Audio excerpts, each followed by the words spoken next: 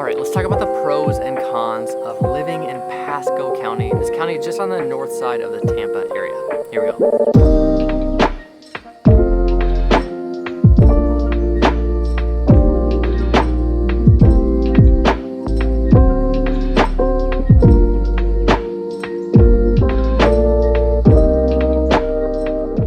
I'm Sam, and this is the Living in Tampa channel. We make these videos for you about what it's like to live and move to the Tampa, Florida area, the whole area. But more than making these videos for you, we want a chance to earn your real estate business. So give us a call, text, or email anytime. We would love to connect and see how we can help you. So Pasco County, about 500,000 people that contribute to the 4 million people in the whole greater Tampa area. On the west side, you've got Newport Richey, Holiday over here on the water. On the east side, you've got the county seat, Dade City. Just to the southwest of that, you got Wesley Chapel. It's so kind of on the east side of Pasco County. You also have Wesley Chapel. And then a bunch of towns and suburban style developments make up that area in between. We actually just moved from Pinellas County, the primary beach county, to Pasco County.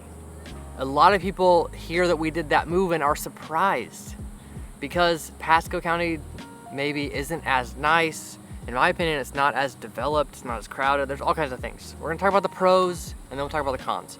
Pro number one of living in Pasco County. It is less dense.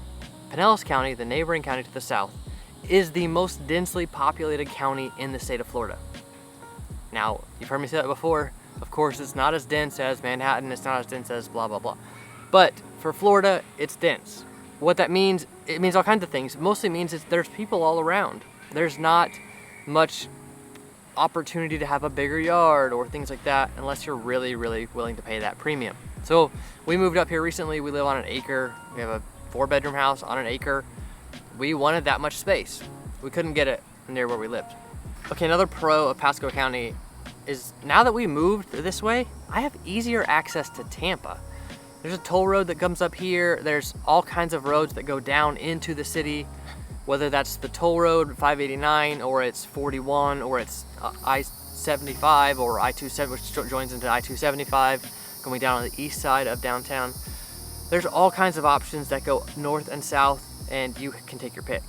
So access to the city, it still takes me 25 minutes to get into the city, but it's really easy because I'm just taking one road over and then I'm connecting to that toll road.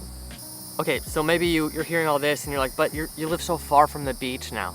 It's true, I live further from the beach. So pro number 3 is you still have pretty easy access to the beach in Pasco County. A lot of people move to Wesley Chapel and they think, oh, the beach is an hour away. That's not too bad. I live 30 minutes closer than that, maybe a little bit more. So we live on the east side of Newport Richey, almost into Odessa, and the beach is 25 minutes from us or so. Sometimes you're gonna get slowed down on US 19, or once you get into Tarpon, you're gonna get slowed down. It's variable. But the beach is still super accessible. It's a very easy day trip. It's even an easy evening trip. If you want to go for an hour at night, you want to go watch the sunset and be there for an hour, it's worth it. Not that far.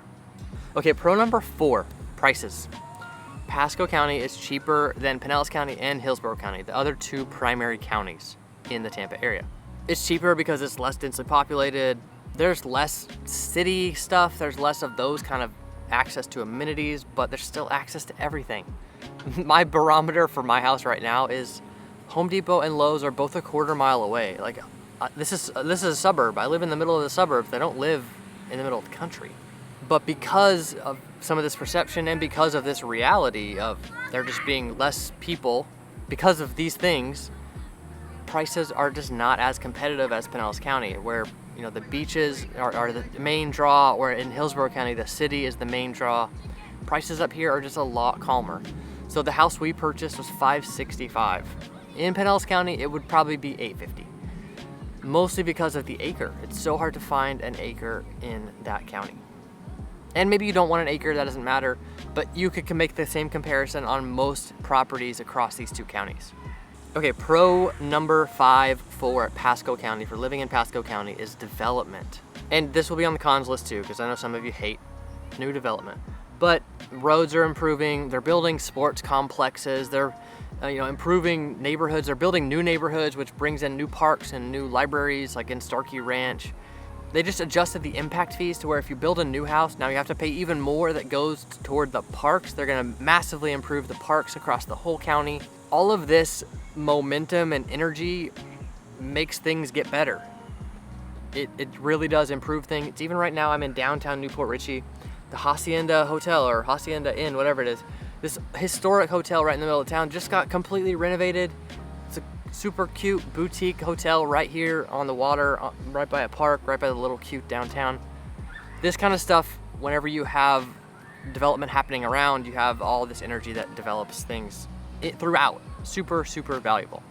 Okay, let's hop right into the cons. And con number one is reputation. Like I said before, people were surprised we moved from Pinellas County to Pasco County. But in general, people are also surprised we moved to Newport Richey. Newport Richey is 150,000 people. It's not a small area. That's double the size of Wesley Chapel for a reference. So it's more than double. There's a lot of different areas. There's 4 different zip codes, and we live in an area that's a little further out. So the central area, the incorporated area, if you look up Newport Richey on Google Maps, the area that it circles is a single zip code, and that's the city of Newport Richey. The rest of it is managed by the county.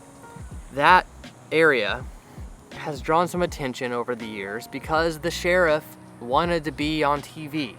They were on Cops back in the day. Remember that reality show that was on real late? And then they were on Live PD, like right before the pandemic. Super annoying, whatever. I feel like he was just hungry for attention, and it really damaged the reputation in this area. Just like any area that's 150,000 people, there's parts of Newport Richey that are a little sketchy. There's parts of Pasco County that are a little sketchy. But for it to have this whole reputation is way overdrawn and pretty ridiculous. I grew up in small town Oklahoma. For quite a while, the county I lived in was the meth producing capital of the world. And it didn't seem dangerous to me. And so this area seems like fancy compared to where I grew up. And the trees are big, there's preserves everywhere. People like living here. I was trying to make it a con. I don't like to do that. I don't want to make it a con and then make it a pro as I talk about it. That reputation thing is a hurdle constantly that you'll have to deal with if you live here, especially if you have friends or family that live in Hillsborough County or Pinellas County. Okay, con number 2, development. Why is this a pro and a con? It's a pro and a con because although the development is good in the long term, it sucks in the short term. It means more traffic.